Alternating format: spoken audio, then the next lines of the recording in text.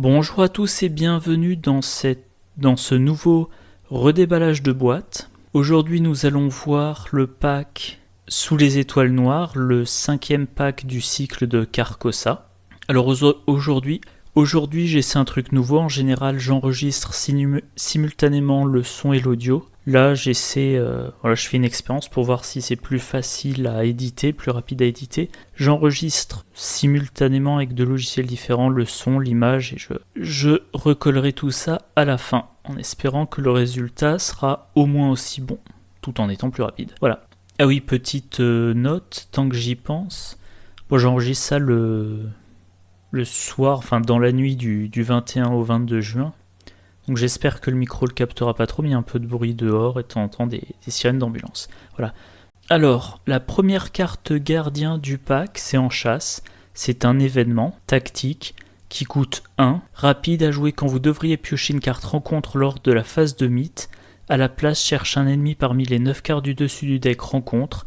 Générez-le engage avec vous, au lieu de son lieu de génération normal, et mélangez le deck rencontre. Si vous ne pouvez pas, piocher la carte du dessus du deck rencontre. Donc, cette carte, moi je la trouve géniale. Je la mets dans beaucoup de mes decks gardiens, en un exemplaire, voire en 2 exemplaires, ça dépend du nombre d'investigateurs dans le groupe. Parce que, au lieu d'avoir une carte du deck de rencontre au hasard, vous avez un ennemi. Si un ennemi parmi les 9 premières cartes, ce qui quand même devrait arriver la plupart du temps. Donc au lieu d'avoir une carte traîtrise avec un test difficile, vous avez un ennemi, c'est un gardien. Normalement le gardien c'est combattre les ennemis. Ensuite, si parmi les 9 cartes vous avez plusieurs ennemis, vous le choisissez. Si le scénario se passe bien, si vous avancez un bon rythme, peut-être que vous choisissez l'ennemi qui vous rapporte un point d'expérience. Comme ça vous avez un point d'expérience de plus. Si au contraire vous êtes en galère, vous choisissez l'ennemi le plus facile à combattre. Comme vous générez l'ennemi engagé avec vous, vous pouvez aussi choisir l'ennemi qui normalement est généré qui a des conditions de génération difficiles. Par exemple, les acolytes, ils doivent être générés dans un lieu vide, c'est-à-dire qu'il faudra aller les chercher. Éventuellement, il y a peut-être un ennemi, selon les scénarios, qui est généré toujours au même endroit et vous voulez pas qu'il soit généré aussi loin. Enfin bref, je trouve ça très pratique. Ça coûte 1, c'est rapide, logique, vu que vous avez à jouer ça pendant la phase de mythe. Ça vous coûte seulement une ressource et vous piochez une carte qui, normalement, quasiment tout le temps, va être meilleure que la carte que vous auriez piochée. De toute façon, au pire, vous révélez les 9 cartes du dessus, vous pouvez prendre celle que vous auriez piochée sans jouer en chasse. Mais si vous auriez dû piocher un test, mettons, d'intelligence d'une difficulté de 6, votre gardien probablement il aurait été en difficulté, à la place il se prend un petit ennemi, génère avec lui une action pour attaquer l'ennemi est vaincu et c'est réglé. Et cette carte là c'est aussi une carte à combo, parce que vous mettez un ennemi dans votre lieu engagé avec vous. Et c'est par exemple très bon pour la carte scène de crime. Alors scène de crime c'est une carte du pack les fils. Ouais, je crois que c'est les fils, vu qu'en anglais c'est Threads of Fate, si ma mémoire est bonne. Les fils du destin, c'est un événement qui coûte 2, perspicacité audacieux, à jouer uniquement lors de votre première action, ça c'est le très audacieux. Découvre un indice dans votre lieu, 2 indices à la place, il y a un ennemi dans ce lieu, cette action ne provoque pas d'attaque d'opportunité. Autrement dit, phase du mythe, vous jouez en chasse, vous générez un ennemi dans votre lieu, engagé avec vous. Première action de votre tour, vous jouez scène de crime, vous récupérez 2 indices dans votre lieu, pas besoin de faire de test, c'est automatique, ça coûte que 2 ressources, voilà, et maintenant vous combattez l'ennemi. Éventuellement, vous jouez, une fois que vous avez vaincu l'ennemi, vous jouez preuve. L'ennemi est vaincu, vous payez 1, vous récupérez un indice dans le lieu. Alors, et évidemment, si vous êtes Roland Banks, vous avez vaincu un ennemi, vous récupérez un indice.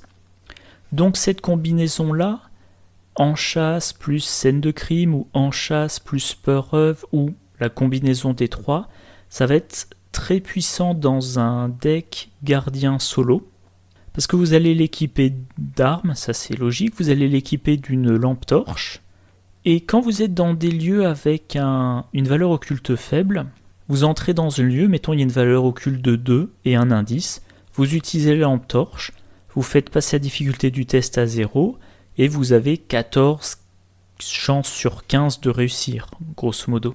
Et à un moment donné, vous êtes dans un lieu qui a une valeur occulte de 4 ou 5 ou 6, et ben vous jouez en chasse et vous récupérez, grâce à scène de crime ou preuve, vous récupérez les indices du lieu sans avoir à faire de test.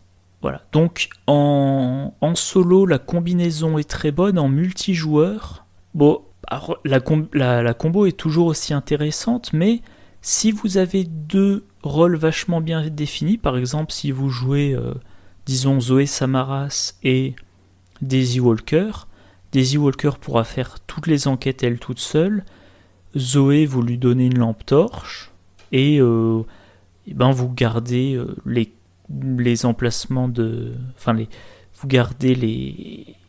comment dire ? Vous utilisez d'autres cartes à la place parce que vous n'avez pas besoin que Zoé aide Daisy à trouver des indices. Voilà, donc en chasse, vraiment une excellente carte qui intègre tous mes decks gardiens combattants. Carte suivante, S'en tenir au plan, c'est un soutien qui a les traits talent, qui est de niveau 3. C'est un permanent qui est exceptionnel, du coup il coûte 6 points d'expérience. Réaction, avant de piocher votre main de départ, cherchez jusqu'à 3 événements tactiques et ou ravitaillements différents dans votre deck et attachez-les à S'en tenir au plan. Mélangez votre deck. Vous avez le droit de jouer les cartes attachées à S'en tenir au plan comme si elles étaient dans votre main. Inclinez S'en tenir au plan en tant que coût supplémentaire pour jouer une carte attachée. Alors cette carte-là, elle est très chère en expérience, 6. Je crois que c'est la carte la plus chère que je joue. Alors je rappelle encore une fois, moi je joue pas les tabous. Donc pour moi, études supérieures, c'est toujours une carte à 3 points d'expérience, pas à 8. Donc si vous jouez pas les tabous, S'en tenir au plan, c'est peut-être pas la plus chère, mais c'est une des plus chères en expérience. C'est un permanent, ça arrive en jeu. Donc quand vous faites la mise en place, vous mélangez... Enfin, non, vous mélangez pas votre deck justement. Vous prenez votre deck qui inclut toutes les cartes et vous partez à la recherche de 3 événements tactiques et ou ravitaillement. Vous les mettez sous S'en tenir au plan. Maintenant vous mélangez votre deck.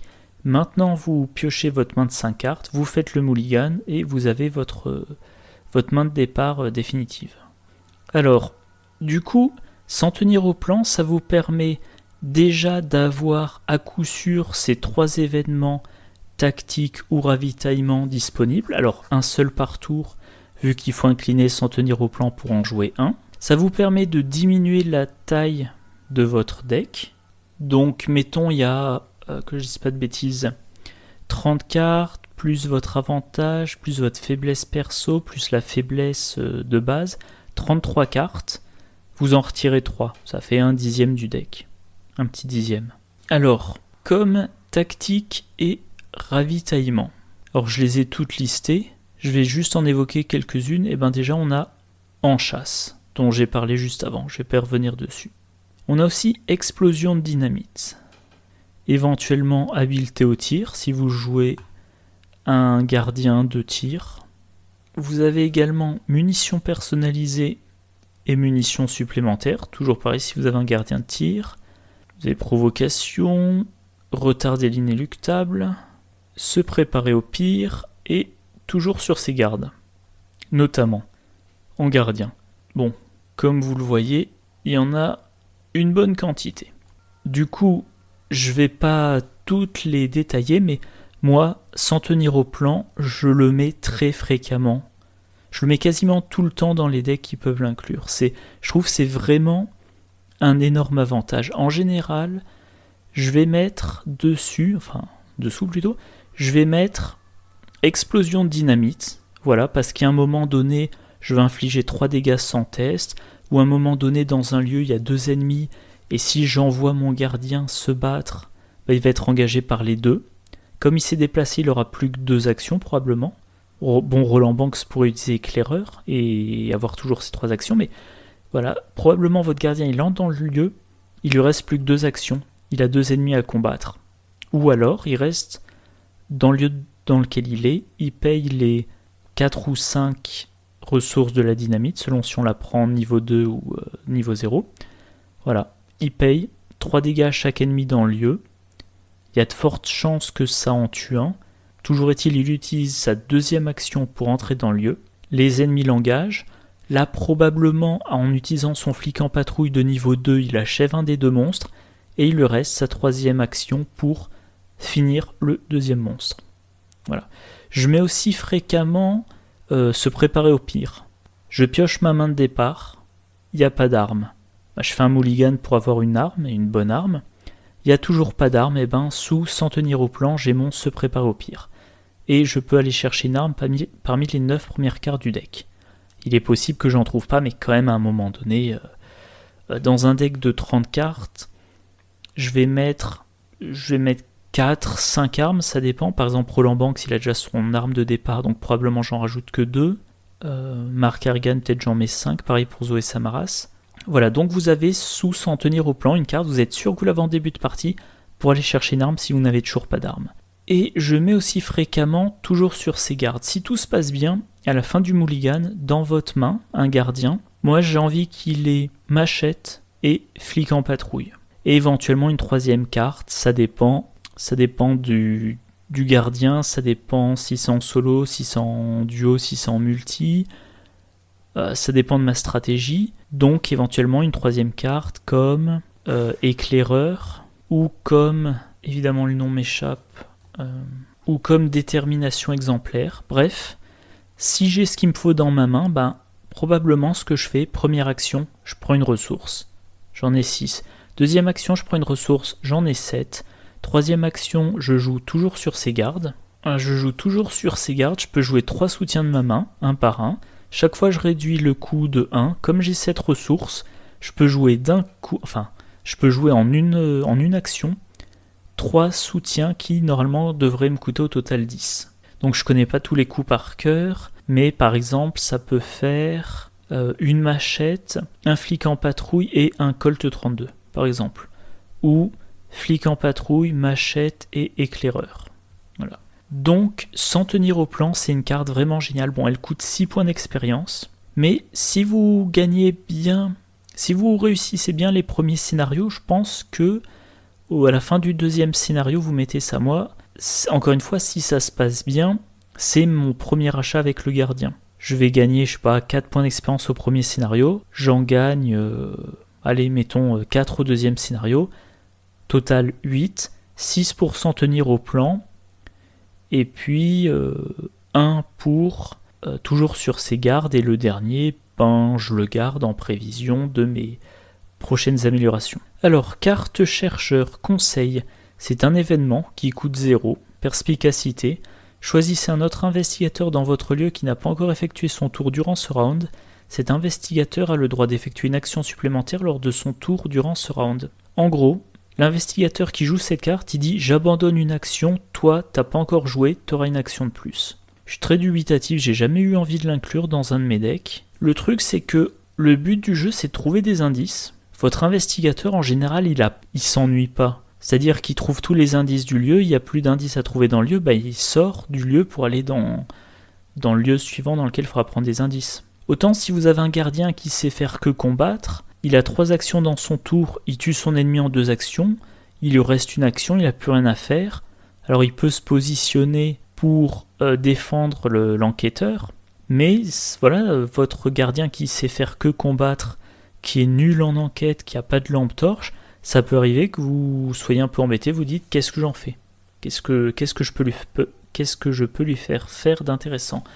Tandis que l'enquêteur, qui donc souvent est de la classe chercheur, moi je trouve qu'il a toujours un truc à faire. Du coup, lui faire abandonner une action pour qu'un autre investigateur ait une action sans aucun bonus. Si cet investigateur a le droit d'effectuer une action supplémentaire, pendant cette action il a +1 à chacune de ses compétences, ça serait très intéressant. Bon, circonstanciel, mais très intéressant. Là, vraiment, je suis absolument pas convaincu. Carte suivante, vision ésotérique. C'est un soutien de niveau 4 qui coûte 3, qui a le trésor, utilisation 3 charges, action rapide. Tant qu'un investigateur effectue son tour, dépensez une charge, votre lieu perd 2 de valeur occulte jusqu'à la fin de ce tour, limite d'une fois par tour. Ah oui, ça occupe un emplacement d'arcane. Donc c'est un sort qui, à 3 reprises, va vous permettre de diminuer de 2 la valeur occulte d'un lieu pour tout le tour de l'investigateur qui joue. Enfin, un lieu, le lieu dans lequel vous êtes. Le principe est très bon, mais ça va pas être très facile à utiliser. Alors le fait que ça occupe un emplacement d'arcane, les chercheurs la plupart du temps ils s'en moquent. 4 expériences, ok, 3 ressources, ça va, les chercheurs, si tout se passe bien, ils ont plein de sous. Diminuer la valeur occulte de 2, si votre lieu de base est une valeur occulte de 1 ou 2, eh ben, vous ratez que si vous piochez l'échec automatique. Donc éventuellement, ça peut être utile, si le tour du gardien, il n'y a pas d'ennemi, il n'a pas à combattre, vous utilisez vision ésotérique, la valeur occulte du lieu passe à 0 et vous dites au gardien, bon, t'as que 2 d'intelligence, mais il y a une valeur occulte de 0, tant que tu pioches pas l'échec automatique, ben, tu trouves un indice à chaque enquête. Avec des lieux de valeur occulte plus élevée, ça permet au chercheur d'augmenter ses chances, ça lui permet d'éviter d'avoir à jouer des compétences, ça lui permet d'éviter de dépenser des ressources avec études supérieures, c'est intéressant. Alors, moi, c'est une carte que j'utilise en fait très peu. Je l'ai jamais utilisée dans un deck chercheur. Parce que le chercheur, je sais pas, en priorité, je lui mets Milan Christopher, Loop, j'oublie toujours le nom, nécessaire empreinte digitale, je crois. Je lui mets perception, je lui mets déduction, je lui mets, je sais pas moi, Eureka, enfin bref, j'ai plein de cartes à mettre et vision ésotérique, ça rentre pas trop. Par contre, je trouve que ça va très bien dans un deck Akashi Onyele. Alors déjà, rappel, Akashi Onyele c'est une mystique, mais elle peut inclure dans son deck des cartes avec utilisation charge de niveau 0 à 4, donc elle peut inclure vision ésotérique. Et quand elle joue vision ésotérique, il y a 4 charges dessus, pas 3. En plus, si Akashi joue médium, elle pourra remonter la vision ésotérique dans sa main et la replacer. Donc moi, vision ésotérique, j'ai utilisé ça récemment dans une campagne. J'avais Mine pour l'enquête pure, j'avais Roland Banks pour le combat essentiellement, un petit peu d'enquête avec par exemple en chasse plus scène de crime comme je l'expliquais plus tôt, et j'avais Akashi qui était polyvalente. Dans son premier emplacement d'arcane, elle avait un flétrissement. Dans son deuxième emplacement d'arcane, éventuellement, elle avait le rituel de recherche. La plupart du temps, elle avait la main enchantée. Et elle avait aussi un symbole magique pour avoir un troisième emplacement d'arcane dans lequel il y avait vision ésotérique. Et du coup, de temps en temps, elle entrait dans un lieu, elle baissait la vision occulte du lieu pendant le tour d'un autre joueur pour que cet autre joueur puisse utiliser toutes ses actions pour récolter des indices. Donc oui, c'est une carte que je vois plutôt dans un deck de soutien que dans le deck du chercheur en lui-même. Alors, Marie Lambeau aussi peut l'avoir. Elle a le droit aux cartes sort de niveau 0 à 5, donc elle peut utiliser la vision ésotérique. Sachant que moi, je n'ai encore jamais joué Marie Lambeau, donc je me suis jamais encore posé la question de savoir si c'était intéressant ou pas. À noter, et c'est ce que j'avais essayé de faire dans mon dernier, dans le trio dont je vous parlais, vision ésotérique, ça marche bien avec les glyphes archaïques, pierres d'orientation. Parce que ces glyphes-là, je n'entre pas dans les détails, mais en gros, quand vous dépensez une charge, vous enquêtez et vous découvrez un indice supplémentaire dans le lieu pour chaque groupe de 2 points de réussite. Ça veut dire que si vous réussissez tout pile ou avec 1 par rapport à la difficulté, vous gagnez un indice. Si vous réussissez avec une marge de 2 ou 3, vous avez 2 indices. Avec une marge de 4 ou 5, vous avez 3 indices, etc., etc. Et vision ésotérique baisse la difficulté et donc augmente vos chances de réussir avec beaucoup d'écart. Imaginons que sans vision ésotérique, vous réussissez avec une différence de 2. Et avec vision ésotérique, vous réussissez avec une différence de 4. Donc vision ésotérique vous a permis de gagner un indice de plus sur votre enquête. Éventuellement, si vous avez un lieu qui a une valeur occulte basse, vous savez que tout ce que vous craignez c'est l'échec automatique, vous pouvez faire un gros test, enfin je veux dire un test très boosté, croiser les doigts pour pas avoir l'échec automatique et remporter plein d'indices d'un coup. Alors je l'ai pas noté, mais moi, dans ma dernière campagne, il me semble que Mine, comme ça, elle a fait des tests, elle avait, je dirais, 11. 4 de base, plus la loupe, ça fait 5, Milan Christopher, ça fait 6, elle ajoute perception, ça fait 8, enfin elle attribue perception, ça fait 8, elle utilise sa capacité spéciale pour ajouter un icône à perception, ça fait qu'elle a 9, et là elle va éventuellement rajouter, bon j'ai pas de nom en tête, mais une autre carte qui lui donne 2 icônes. Et là elle fait un test à, je sais plus combien j'ai dit, enfin 10, 11 contre 0. Elle n'a pas d'échec automatique, et ben elle réussit avec une différence de 10. Du coup, elle gagne 5 indices supplémentaires, 6 indices au total. Alors évidemment, il faut trouver la bonne combinaison, les glyphes archaïques, il faut les avoir incluses, il faut les avoir traduites. Il faut avoir dépensé les 3 points d'expérience pour les glyphes traduites, il faut avoir dépensé les 4 points d'expérience pour la vision ésotérique. Mais si vous jouez une campagne à 3 ou 4 investigateurs, que vous gagnez plein de points d'expérience, je trouve que c'est une combo bien efficace. Alors, carte suivante, en truand, c'est éviter de justesse. C'est un événement, chance, qui coûte 0, qui a 2 icônes d'agilité. Rapide, à jouer quand un ennemi effectue une attaque d'opportunité contre vous. Annulez cette attaque, vous gagnez plus 2 à votre valeur de compétence pour le prochain test de compétence que vous effectuez à ce tour. Cette carte est géniale de tout point de vue. Alors, elle a 2 icônes d'agilité. Moi je dis une carte qui a 2 icônes identiques, c'est toujours intéressant. Et sinon, c'est une carte rapide qui vous permet d'annuler une attaque d'opportunité. Et ensuite d'avoir plus 2 à la valeur de compétence pour le prochain test. C'est-à-dire qu'on pourrait se dire, bon ben, je subis une attaque d'opportunité, je l'annule. Moi, quand j'utilise cette carte, en général, je me débrouille pour subir l'attaque d'opportunité. C'est-à-dire, je suis engagé avec un ennemi et je vais dire, ben, comme action, je pioche une carte, ou comme action, je prends une ressource.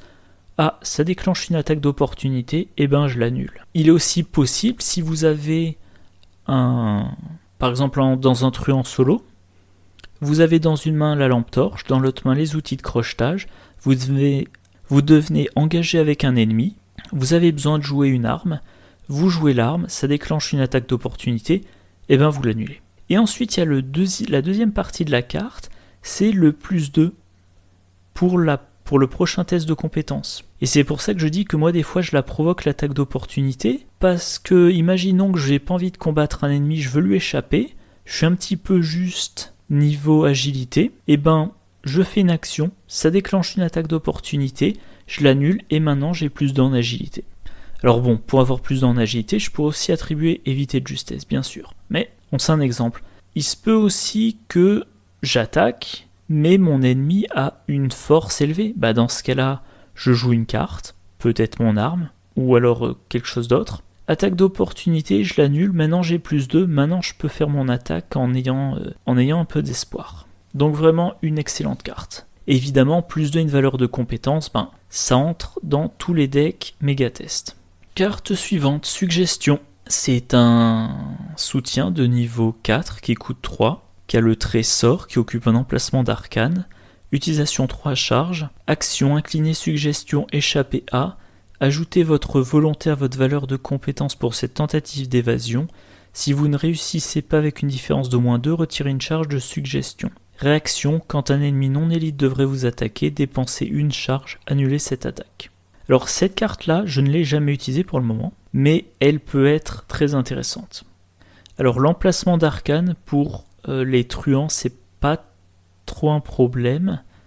J'ai pas fait la recherche, mais ils ont pas beaucoup de cartes qui les utilisent, de mémoire. Peut-être Sursis, mais j'en ai pas d'autres en tête là tout de suite. Vous avez 3 charges. Cette carte vous permet une fois par tour de faire une action d'évasion en ajoutant la volonté.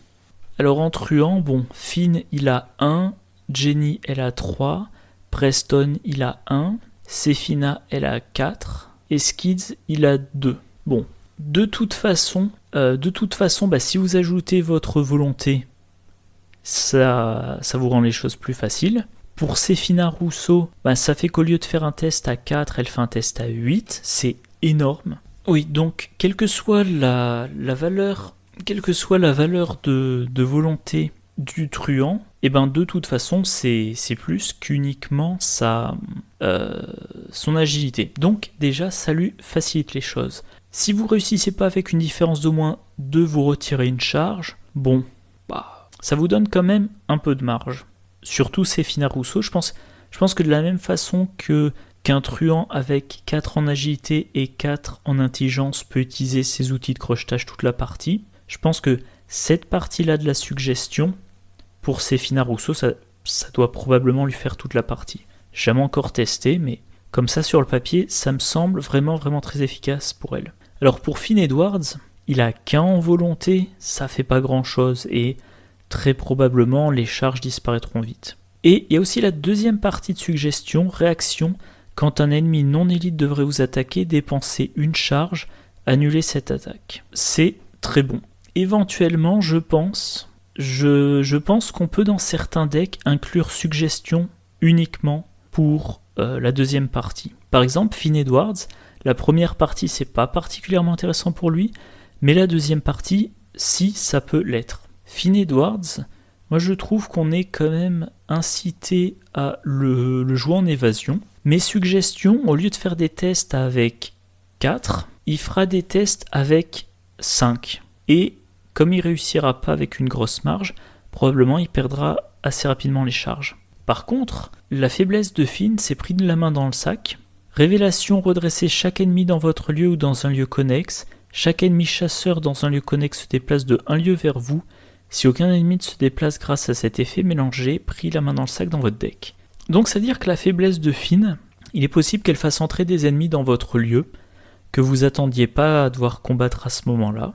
Si vous piochez la carte, je reprends, vous prévoyez que les ennemis dans le lieu connexe ne seront pas un souci. Malheureusement, pendant votre tour, vous faites une tentative d'évasion dans votre lieu, vous activez vol à la tire, vous piochez une carte, mince, c'est la faiblesse.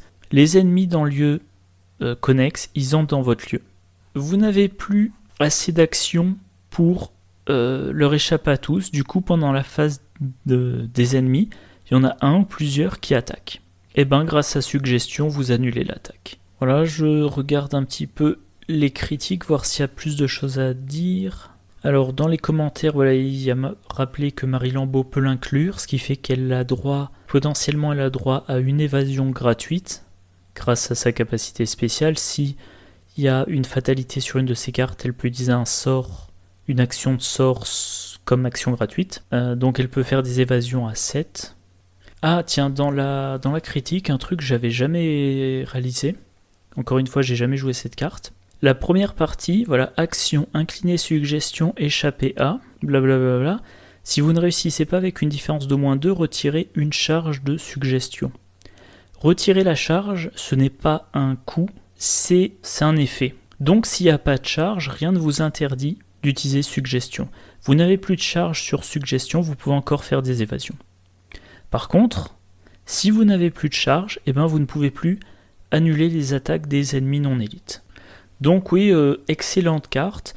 Éventuellement, j'envisagerai dans un deck Finn, la prochaine fois que je le jouerai, avec l'idée, j'utilise pas cette carte pour échapper, ça sert à rien, je gaspillerai des charges, mais je joue ça, encore une fois, utiliser un emplacement d'arcane, c'est pas un problème, je joue cette carte-là, j'utilise d'autres moyens pour m'évader, et si à un moment donné, j'ai pas réussi à m'évader, et qu'il y a un ennemi qui m'attaque pendant la phase des ennemis, ou éventuellement, je sais pas, je me prends une attaque d'opportunité, ça marche aussi, et j'utilise une charge de suggestion pour éviter cette attaque. À noter, de la même façon que Vision Ésotérique, ça peut entrer dans un deck Akashi Oniele.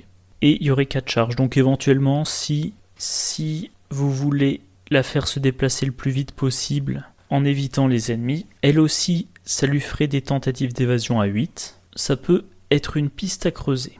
Alors, carte suivante, en mystique, c'est Clé de Saint-Hubert. C'est un soutien niveau 0 qui coûte 4, qui a les traits objet charme, qui occupe un emplacement d'accessoire. Vous gagnez plus 1 volonté, plus 1 en intelligence et perdez 2 santé mentale. Réaction, quand vous devriez être vaincu à cause des horreurs, défaussez la clé de Saint-Hubert, soignez immédiatement 2 horreurs. Alors, plus 1 en volonté, c'est très bon pour un mystique. Plus 1 en intelligence, ça va vous aider à faire quelques enquêtes sans utiliser de sort. Par exemple, vous avez une lampe torche, vous enquêtez la lampe torche, le plus en intelligence, c'est intéressant. Le 2 points de santé mentale de moins, alors ça c'est... Il y a eu beaucoup de discussions là-dessus, c'est un peu bizarre à première vue, mais ça baisse votre total. C'est-à-dire que sur la carte investigateur, il y a marqué par exemple 7 points de santé mentale, vous jouez la clé de Saint-Hubert, vous passez à 5. Quand vous devriez être vaincu à cause des horreurs, donc quand vous posez votre 5e pion horreur, vous devriez être vaincu à l'horreur, vous défaussez la clé et vous soignez immédiatement 2 horreurs. Donc vous avez un investigateur qui part avec une santé mentale de 7. Quand vous mettez la clé de Saint-Hubert, la santé mentale passe à 5. Quand vous mettez le 5e pion horreur, normalement l'investigateur est vaincu, sauf que vous défaussez la clé de Saint-Hubert et vous retirez 2 jetons horreur. Donc maintenant il n'y a plus que 3 jetons horreur et la santé mentale de base de l'investigateur est de nouveau 7. Il y a 3 pions alors que la valeur est 7, donc il y a encore une marge de 3.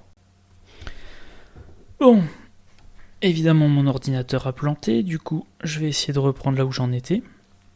Je venais de dire que la clé de Saint-Hubert, ça fait au final, entre le fait qu'on passe à moins 2 en santé mentale mais qu'on soigne quand on devrait être vaincu, ça permet d'encaisser 2 horreurs de plus sur toute la partie. Je reprends l'exemple d'un investigateur qui aurait 7 en santé mentale. Normalement, sur l'ensemble de la partie, vous pouvez encaisser 6 horreurs avant d'être vaincu. Là, vous posez la clé, vous passez à 5 de santé mentale. Quand vous prenez votre 5e horreur, vous en soignez 2, vous en retirez 2. Et vous repassez à votre maximum. Vous n'avez plus que 3 horreurs. Et maintenant, vous pouvez en encaisser encore 3 avant. Et c'est la 4e qui vous est fatale. Donc, vous pouvez en encaisser 8 au lieu de 6. Voilà. En plus de ça, cette carte-là va pouvoir, dans certains decks, activer des combos. Si vous jouez par exemple William Yorick, c'est pas William Yorick, c'est Ashcan. Voilà, Ashcan Pete, il a une santé mentale de base de 5. S'il joue la clé de Saint-Hubert, il passe à 3. Et en étant à 3, il peut utiliser toutes les compétences désespérées. Donc vous pouvez faire ça, vous jouez la clé de Saint-Hubert, Pete il passe à 5, 3, 2, 3. Et il peut jouer toutes les compétences désespérées qui lui donnent plus 4. Il peut se soigner. Donc, plus un investigateur a une santé mentale faible, plus il pourra bénéficier plus il sera intéressé par l'effet de soin de la clé de Saint-Hubert.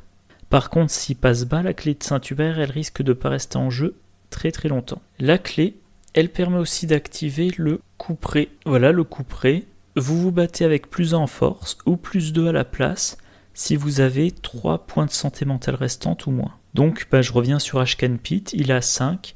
Vous jouez la clé de Saint-Hubert, il a 3. Donc il combat au couperet avec plus 2 en attaque. A noter qu'Agnès Baker, elle a 8 de santé mentale.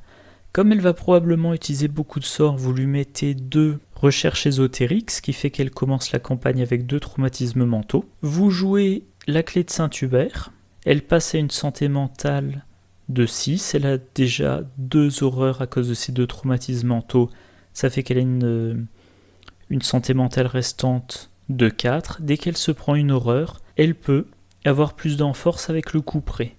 Bon, ça lui fait toujours que 4, mais éventuellement, c'est quelque chose à creuser. Bon, comme Agnès Baker, elle cherche à encaisser des horreurs, peut-être que vite, elle sera obligée de défausser la clé de Saint-Hubert. Mais c'est quand même quelque chose à considérer, ça sera peut-être pas d'une grande force, mais ça peut être amusant. Donc voilà, pour la clé de Saint-Hubert, très, très bonne carte. Surtout pour un mystique qui jouerait en solo et qui aurait une intelligence de départ pas trop mauvaise. Et sinon, ça peut être à jouer dans divers investigateurs pour comboter, notamment avec les compétences désespérées. Carte suivante, le sort de protection. C'est un événement qui est niveau 2, qui coûte 1, qui est sort et esprit. Rapide à jouer quand un investigateur dans n'importe quel lieu pioche une carte traîtrise non faiblesse. Annulez l'effet révélation de cette carte, ensuite subissez une horreur. Alors le sort de protection, il existe au niveau 0, au niveau 2 et au niveau 5. Au niveau 0, c'est quand vous piochez une carte traîtrise non faiblesse, annulez l'effet révélation, et ensuite subissez une horreur. Au niveau 2, c'est quand un investigateur dans n'importe quel lieu pioche, donc ça ne vous concerne pas que vous, et vous pouvez annuler quelque chose qui se passe dans un autre lieu. Et enfin, vous avez le niveau 5, rapide à jouer quand vous piochez une carte traîtrise non faiblesse, annulez. Niveau 5, rapide à jouer quand vous piochez une carte rencontre non faiblesse, annulez tous les effets de cette carte, ensuite subissez une horreur. Donc au niveau 0, c'est que sur vous, c'est qu'une carte traîtrise et vous annulez que la révélation. Niveau 2, ça concerne tout le monde, traîtrise, vous ne annulez que la révélation. Et niveau 5, ça concerne plus que vous, vous annulez toute la carte rencontre, pas forcément traîtrise. C'est-à-dire qu'éventuellement, vous piochez un ennemi, vous dites « Ah non, j'annule. Du coup, je vais pas me soucier de l'ennemi. » Alors le niveau 5, pour moi, c'est vraiment du solo. Niveau 3, je trouve ça très bon en multi. Un gardien pioche une carte, il doit faire un test de volonté de 6, vous annulez. Annuler en partie ou totalement une carte du deck de rencontre, c'est très bon. Je vois pas que dire de plus. Comme c'est de l'annulation, ça peut intéresser Diana Stanley. Enfin, ça peut. C'est à peu près certain que ça sera en 2 exemplaires dans tous les decks Diana Stanley. Voilà, rien de plus à dire. Alors, initié aux arcanes, soutien de niveau 3 qui coûte 0, allié sorcier, ça occupe un emplacement d'allié, force et après l'entrée en jeu de l'initié aux arcanes, placez une fatalité ou 2 horreurs sur elle. Réaction, inclinez l'initié aux arcanes, cherchez une carte sort parmi les 3 cartes du dessus de votre deck et piochez-la, mélangez votre deck. Dans la boîte de base, on avait l'initié aux arcanes de niveau 0. Les différences, j'ai oublié de dire, elle a 1 point de santé, 3 points de santé mentale.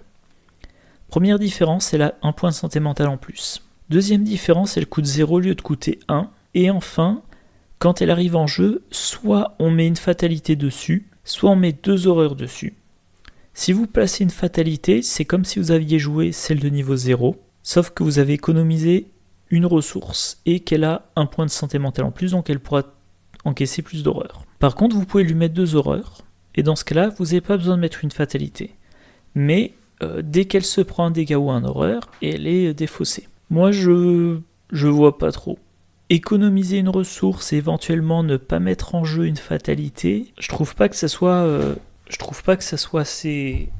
assez rentable. Carte suivante, en survivant, pas sans combattre.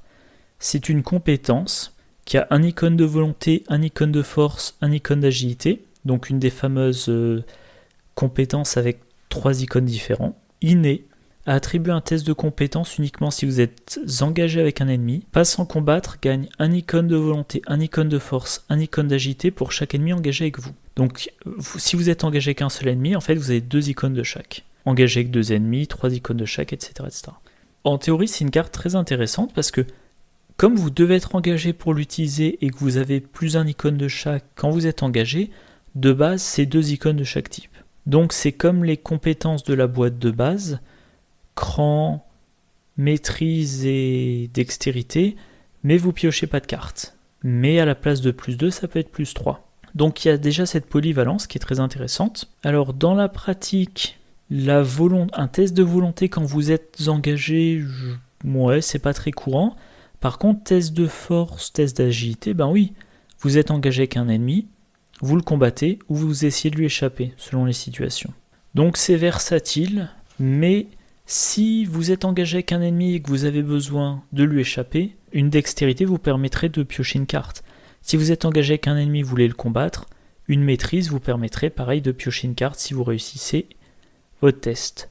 Donc en théorie, la carte intéressante, moi dans la pratique, je l'ai jamais utilisée. Éventuellement, si vous voulez jouer à un tank, encore une fois ce que je n'ai jamais fait avec succès, si vous voulez jouer un tank comme Yorick, et dans ce cas-là, ok, par exemple, Yorick qui joue provocation, il engage 2 ennemis d'un coup, c'est une carte avec 3 icônes de chaque. Vous avez quand même des beaux boosts au combat. Mais c'est très situationnel, du coup, c'est pas une carte que j'ai envie de jouer. Carte suivante, véritable survivant.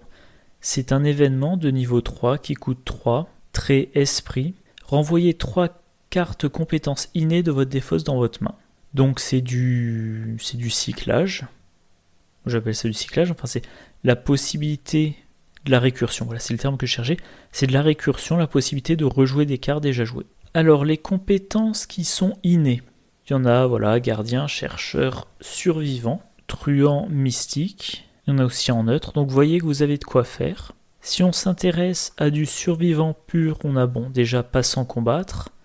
Coup de chance. On a dégourdi. Dégourdi qui permet de récupérer des cartes dans la défausse. Donc, vous jouez dégourdi. Si vous réussissez les tests, vous prenez une carte survivant dans la défausse, vous la mettez dans votre main. Par exemple, vous prenez véritable survivant. Et en jouant véritable survivant, vous récupérez dégourdi dans votre main. Et aussi en pleine forme, gardez courage. Si vous voulez rater plein de tests pour piocher plein de cartes et gagner plein de ressources, moi je veux jamais rater plein de tests. Vous avez instinct de survie, vous avez instinct de survie, se montre à la hauteur, etc., etc. Alors l'effet de la carte peut être très bien. Le problème c'est que cette carte elle coûte 3. Je pense que c'est assez fréquent quand on joue un survivant de se demander si on ne va pas jouer un survivant fauché, avec Hache d'incendie, Cacher son jeu et Madame la Branche. Et 3 ressources, c'est trop. Éventuellement 2 c'est pas un problème, pendant votre entretien vous prenez votre ressource, vous dépensez une action, vous avez une deuxième ressource, mais 3 ça commence à faire beaucoup. Alors éventuellement, vous pouvez envisager de jouer Livre à vous-même. C'est dans le pack La Cité des Archives, c'est un soutien qui coûte 2 et qui en gros dit que vous ne pouvez, si vous posez un soutien allié, vous devez le défausser, et réaction, quand vous jouez un événement survivant, inclinez Livre à vous-même, réduisez de 2 le coût de cet événement, ce qui ferait passer le coût de véritable survivant à 1. Voilà. Moi j'ai jamais essayé encore de jouer un deck survivant avec beaucoup de récursion. Dire je récupère mes cartes, je rejoue, je récupère, je rejoue, ça m'a jamais particulièrement emballé. Et ben voilà, c'était la dernière carte du pack. Allez, on va faire le récapitulatif, avant que l'ordinateur plante encore une fois. Alors, en chasse, c'est très bien pour tous les gardiens combattants. Au lieu de vous récupérer une carte pourrie, vous choisissez l'ennemi que vous voulez combattre, à la condition qu'il y en ait plusieurs à choisir parmi les 9. Mais voilà, ça peut, au lieu de piocher une carte qui vous embêterait, vous piochez un ennemi que vous allez facilement combattre, vous combattez ça avec scène de crime ou preuve.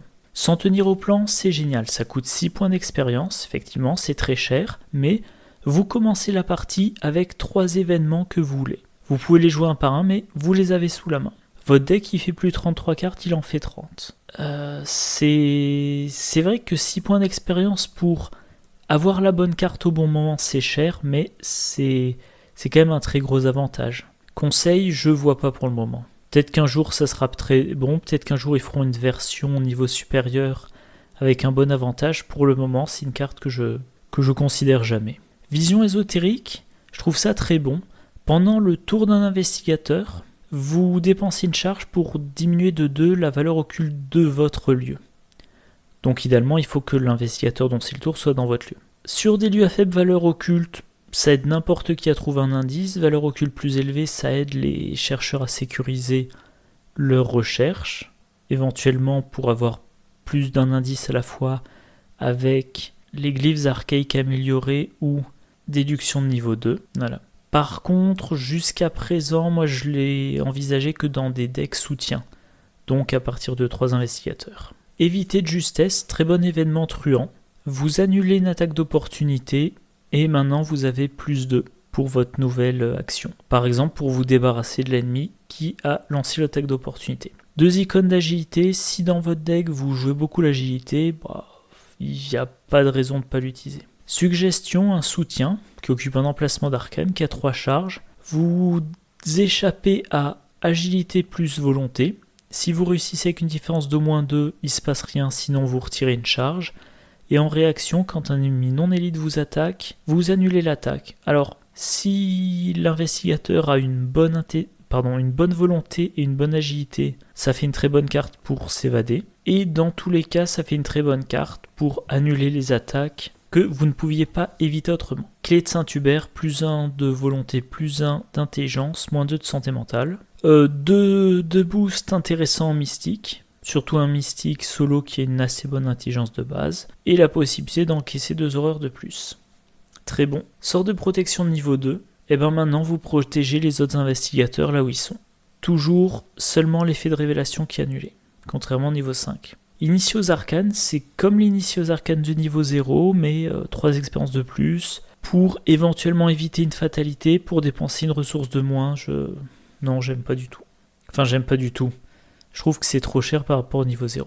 Passant combattre, une compétence pour les tanks, c'est polyvalent, mais une fois que j'ai réalisé que j'ai besoin d'un certain type d'icône, je pense que je me dirais, je préférerais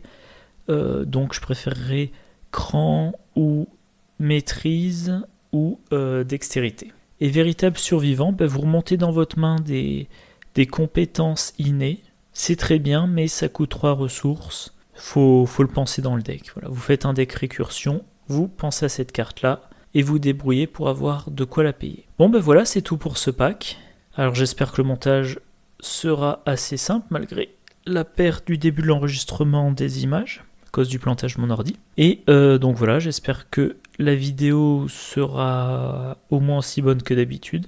Prochaine fois, on verra le pack, la Pal Carcosa, le dernier pack du cycle. Voilà, allez, bonne soirée, au revoir.